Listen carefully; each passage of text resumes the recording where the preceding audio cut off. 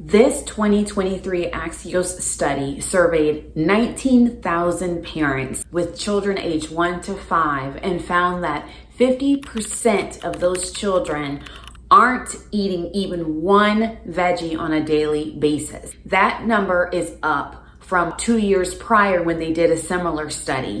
When type 2 diabetes, childhood obesity, and allergies and asthma are all on the rise in this country, it's up to us as moms to continue the battle, continue the fight at the dinner table to help our kids eat more veggies. I'm gonna give you the one strategy that I have found works best for helping families eat more veggies at the dinner table. Thanks for tuning in to the Mama Disciple podcast. I'm your host, Rihanna Sanford. I'm a homeschooling and special needs mom. I'm a health advocate, but most importantly, I'm a disciple of Christ. I help mamas better steward their roles as mamas, their health, and I encourage you as a fellow disciple and sister in Christ. Now today, I hope to inspire you to continue the fight with getting veggies into your kids. Before we get into that, I just want to say a quick thank you to all of you who have already subscribed. This page has grown, has almost doubled in just a couple of days. So I really want to say thank you for taking the time to subscribe and taking the time to watch so that I can reach other mamas like you.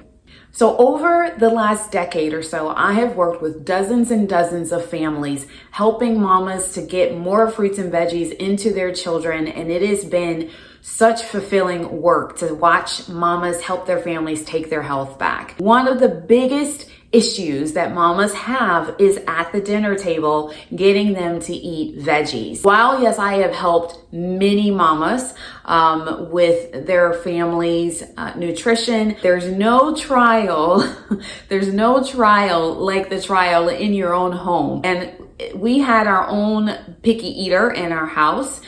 His name is Alex. And so that was the biggest battle of all. Thankfully, this one tip that I'm going to share with you was one that helped even him to eat more veggies, and not just to eat more veggies, but to crave more veggies. But why is this such a worthy effort to continue? It goes back to stewarding well our roles as mamas, okay? We want to make sure that even though many of us have probably already made healthy choices for ourselves, we want to also be able to sow seeds of healthy living into the lives of our children. And I don't know about you, but I want healthy grandchildren. I really want to make sure that I can instill the important benefits of healthy living in my children while they're under my roof. And studies show that if you're able to help children incorporate healthy habits and healthy living habits in their lives while they're young, it helps decrease the risk of them getting some kind of chronic illness later on in life. Unfortunately, we live in a country where sugar is hidden in a lot of foods, and also it's based on convenience. And so a lot of these foods that are really easy to quick grab for the, those quick busy families that are always on the go, they have a lot of hidden sugars in them. And what we don't know is what's happening under the surface of all of the sugar that our kids are consuming on a daily basis. To help our children be healthier, which we are stewards, right? We're stewards of the things that God has given us. Our children is part of the things that God has given us, right? So we want to help them to live healthier, even as we start incorporating healthier habits for ourselves. I know for me, it started with me wanting to live healthier so that I could be here as long as possible to help take care of our daughter Kaya, who can't do anything for herself. So that is why I started. But a lot of mamas, they start with healthy living habits for themselves, but they don't incorporate them and implement them into down into the rest of their household. Okay, so what is the trick already, Rihanna? Is what you're thinking. I know that's what you're thinking.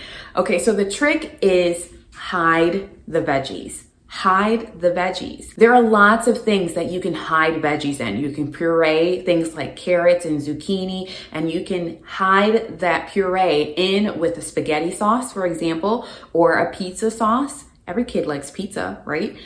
when was the last time you thought about the kind of pizza sauce that you use to help get more veggies in? Speaking of pizza, you can also hide more veggies underneath the cheese. Kids will pick veggies off of the pizza because it's right on top of the cheese, but when you hide them under the cheese, it's a lot harder to pick off, and they don't want to get rid of their cheese, right?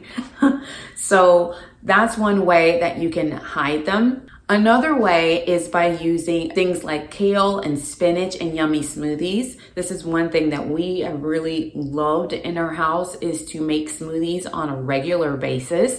And if you throw a handful of spinach in there, it might turn the color a little bit, but it doesn't really change the taste. So this is one way that we can do something called metabolic reprocessing. And that metabolic reprocessing is just helping the gut, the microbiome of our babies to crave healthier things. Right now, they may be craving things that are sugary. What we're doing when we hide these things is we're helping their bodies to recognize and crave healthier foods so that they can make those healthier choices a lot easier down the line. Now, does this work? Yes, it works. Let me tell you how. 11 years ago or so now, that picky eater that I told you about never liked to eat any kinds of fruits or veggies. When I say never, I mean never, okay? And when we started incorporating veggies in a way where he didn't necessarily know he was getting them, after months and months of this, his body started to crave healthier food. One of the other things that we used were something called fruit and veggie chewables.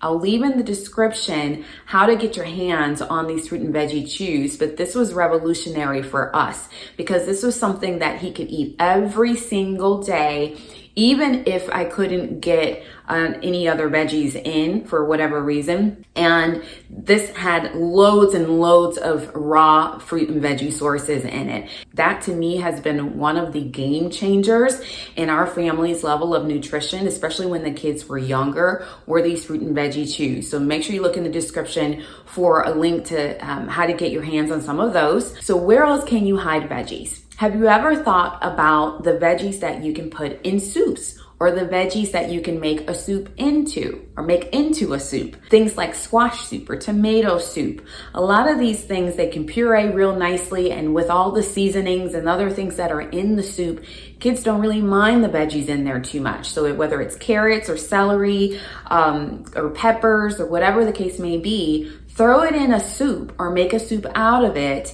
and add your yummy seasonings and whatnot. And this is another way that I have found really helps kids be excited and actually really get to love fruits and veggies. If all of that fails, okay, if all of that fails, my last recommendation to you is to try a reward system. They don't have the connection that veggies are really, really important to help them be healthy.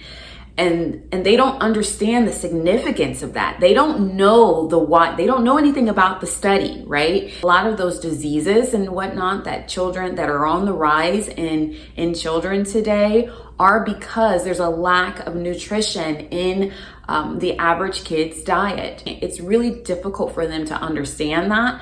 But what they can get on board with is an extra cookie, or they can get on board with or some chips or something like that. And so my recommendation is maybe use something, whatever the healthiest version of something that you know they're going to think of as kind of a treat, and use that as a reward system for them eating more veggies, okay? And that can be things like, you know, raw veggies that you were giving them as snacks throughout the day. My kids really liked veggies and hummus, the mini peppers that they can dip in hummus. That ended up being a really big win in our house when trying to incorporate veggies as snacks.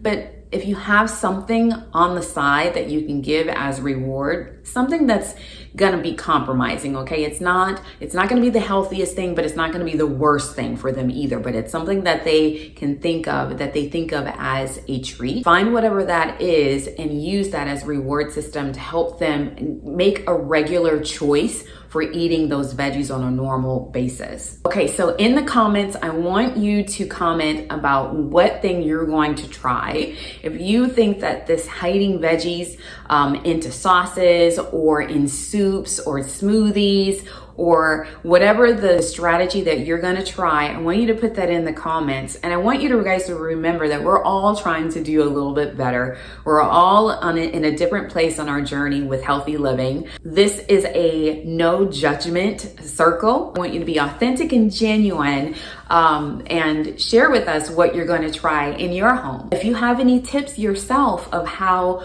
you get kids to eat more veggies in your house, please do make sure that you share those in the comments as well.